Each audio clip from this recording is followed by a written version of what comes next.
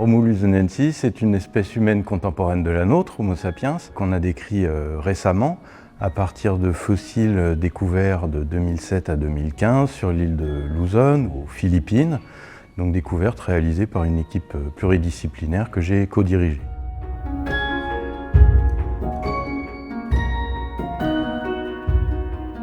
Ce qui nous permet de dire qu'il s'agit d'une nouvelle espèce, c'est une combinaison en fait de caractéristiques morphologiques qui ressemblent pour certaines beaucoup à celles qu'on retrouve chez les australopithèques et pour d'autres de ces caractéristiques ressemblent énormément aux nôtres aujourd'hui, Homo sapiens, donc très moderne anatomiquement parlant. Alors par exemple, au niveau des caractéristiques très primitives, on a chez Homo luzonensis des prémolaires qui ont 3 racines. Ça, c'est une caractéristique qu'on retrouve que chez les australopithèques et qui n'existe plus dans les espèces récentes du genre Homo. A l'inverse, toujours au niveau de la denture, les molaires d'Homo luzonensis sont extrêmement simples, très modernes, très dérivées. Elles ressemblent beaucoup à des molaires d'Homo sapiens.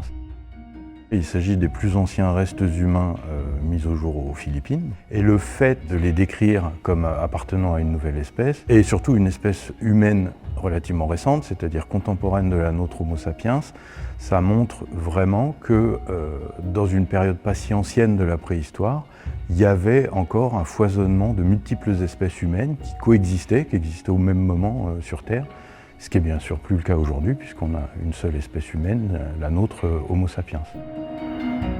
Alors il reste beaucoup de choses à apprendre et à découvrir sur Homo luzonensis. Il y a d'abord tout ce qui concerne ses comportements alimentaires. Est-ce qu'il mangeait de la viande? Est-ce qu'il mangeait des végétaux? Est-ce qu'il chassait? Est-ce qu'il faisait de la cueillette? Aussi le type d'outils qu'il pouvait fabriquer. Alors, on a trouvé quelques très rares outils de pierre taillée sur le site de Callao, là où ont été trouvés les fossiles. Et il y a aussi toutes les questions qui se posent sur la locomotion d'Homo luzonensis. Ça fait partie des nombreuses questions sur lesquelles il faut continuer les recherches et les nombreuses découvertes qu'on doit encore faire pour mieux comprendre et mieux connaître Homo luzonensis.